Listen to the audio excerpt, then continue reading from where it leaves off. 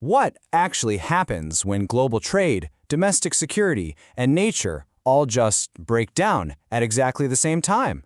It sounds like a movie plot, right? But believe it or not, this is the literal reality of our late August 2026 news cycle. Welcome to today's Explainer. Think of this as your global intelligence briefing. We're going on a global hotspot tour to untangle a world that is currently undergoing a massive, synchronized stress test. We're going to look at the deep structural shifts happening right now, analyze the direct economic fallout, and try to make sense of all this chaos. Okay, let's dive into this. Here is our flight path for today.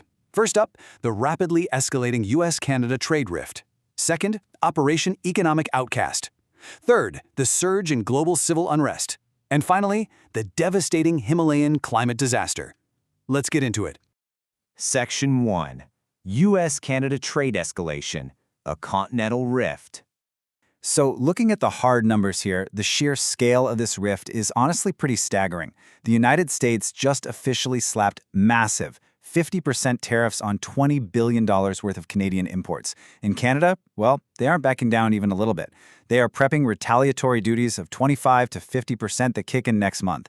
This isn't just political posturing. This escalating trade war has immediate economic impacts. It is jacking up the cost of goods and fundamentally rewriting North American trade dynamics overnight. Now, what's really fascinating here is how this economic dispute is literally spilling over into highly symbolic, historic territory. Right in the middle of these tariff battles, U.S. President Donald Trump signed a totally unprecedented executive order aimed at renaming a Great Lake. He stated, "We're going to be changing the name of Lake Ontario effective immediately to Lake America." He cited long-standing grievances over trade imbalances and defense spending as the primary catalyst for this move. But man, the reaction across the board has been swift and, let's just say, incredibly blunt. Canadian Prime Minister Mark Carney rejected the move outright, declaring, "This lake is called Lake Ontario today and forever." And the pushback isn't just coming from across the border, it's domestic too. New York Governor Kathy Hochul firmly stated that New York won't be calling it that. Meanwhile, Ontario Premier Doug Ford offered a highly colorful, totally dismissive rejection of his own. It just perfectly illustrates the incredibly strained relations between these key stakeholders right now. Section 2. Operation Economic Outcast. Isolating Iran. The U.S. administration's stance on this is entirely uncompromising. Just look at this quote from Treasury Secretary Scott Bessent. Iran now faces a very clear choice, with only two paths before them: complete global isolation and a subsistence economy, or a path back to normalcy. The explicit goal of this operation is to systematically close off literally every financial resource available to the Iranian regime, leaving absolutely zero breathing room. To actually achieve this subsistence-level isolation, the U.S. is specifically targeting these 5 key lifelines. They're going after digital assets like crypto, access to dual-use technology, which means equipment that has both civilian and military applications, the gold trade, aviation, and shipping networks. These are the exact evasion routes the regime relies on to skirt sanctions and fund operations like the Islamic Revolutionary Guard Corps. By mapping out and severing these very specific nodes, the U.S. intends to completely choke off the regime's illicit revenue. So the absolute crucial point here is this new zero-leakage approach. The U.S. is broadening secondary sanctions, which essentially creates a massive global threat to any third-party nation, bank, or corporate entity trying to operate in the gray areas.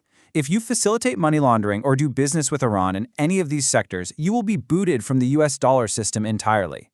For global markets, this means tying yourself to Iran basically equates to total economic banishment. Section 3. Global Civil Unrest. Systems Breaking Down. 200. That is the massive number of extra police officers, and we're talking detectives and armed response units from all across the country that had to be urgently drafted into Middlesbrough in the UK. Why? To quell a spiraling wave of gang violence that literally has residents terrified to leave their own homes. A former detective grimly referred to this whole situation as an encapsulation of lawless Britain. Let's look at how this builds into a perfect storm of systemic failure. Step 1 was a tragic, fatal crash on the A66 road that killed 2 police officers and 5 young men. Step 2, this immediately triggered a string of suspected retaliatory attacks. We're talking stabbings, deliberate car rammings, and a horrific house fire that killed a young girl and her aunt. But then, look at Step 3. Right as law enforcement is stretched totally past its limits, the East Midlands Railway goes on strike, completely paralyzing the bank holiday transport network. It's a dual failure of internal internal security and critical infrastructure hitting the UK at the exact same time. Pivoting over to Southeast Asia, we see internal systems under even greater pressure. The hashtag #IndonesiaGelap, or Dark Indonesia, movement has sparked massive, nationwide anti-government protests. This is being driven by deep systemic economic hardship. Citizens are facing a brutal combination of mass layoffs, skyrocketing property taxes, and the rising cost of food. So, when the House of Representatives, the DPR, decided to hike their own allowances right in the middle of this economic pain, public outrage just boiled over into the streets. And this crisis escalated at a staggering pace. On August 25th, riots broke out across major cities. Just 2 days later, the sheer physical pressure from the crowds outside the Parliament building actually forced lawmakers to guarantee the passage of an asset forfeiture bill by December 15th, which was a major demand for rooting out corruption.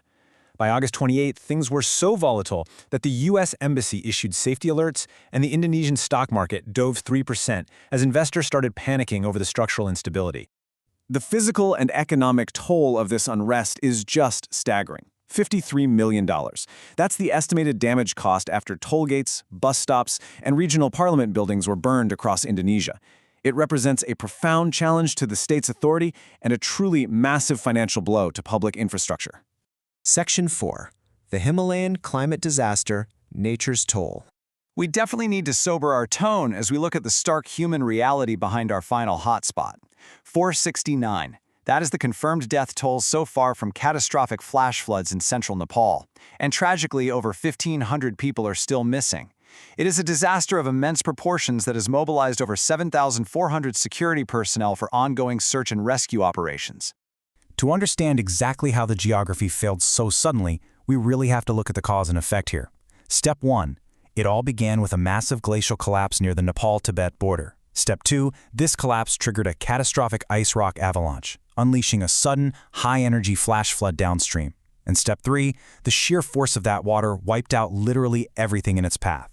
Strong buildings were swept away like toothpicks, the Trishuli hydropower project was compromised, and nearly 40 kilometers of vital, critical roads were completely destroyed. Now, the destruction of those roads and dozens of bridges has made accessing the victims nearly impossible, which is severely complicating a $31 million Red Cross relief effort. Furthermore, helicopter rescues actually had to be completely suspended in Tibet. Why? Because the debris from the disaster-clogged river forming a massive artificial lake. Authorities are warning there is a highly critical risk of this lake breaching, which would send a secondary, incredibly destructive wave of floodwaters downstream. The risk to the rescues right now is just simply too great. And this situation brilliantly, yet tragically, illustrates just how interconnected our modern world really is. A localized natural disaster in a remote mountain range immediately becomes a global tragedy impacting citizens worldwide. Hundreds of foreign nationals are among the missing right now. We're talking 177 from India, 90 from the US, 39 from Australia, 33 from Britain, and 25 from Canada. It is a very somber reminder of nature's indiscriminate power. Section 5. Conclusion. The Fragility of Global Stability. To summarize today's briefing, we have to return to the premise we started with. Late August 2026 is experiencing a synchronized global stress test. Geopolitically, we've got massive powers like the US, Canada, and Iran locked in conflicts involving billions in tariffs and total economic isolation.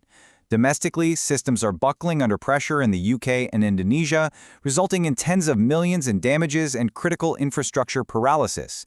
And environmentally, nature's toll on the Nepal-Tibet border has resulted in devastating loss of life. These aren't just isolated incidents. These are deep, structural shifts impacting trade, security, and global supply chains all at exactly the same time. Which leaves us with a really critical thing to consider. As these cascading shocks continue to fundamentally reshape trade, security, and borders, how insulated is your local economy from the next global disruption? It's a question we all absolutely need to be asking right now. Thanks for joining me for this explainer, and keep questioning the structural shifts happening around you.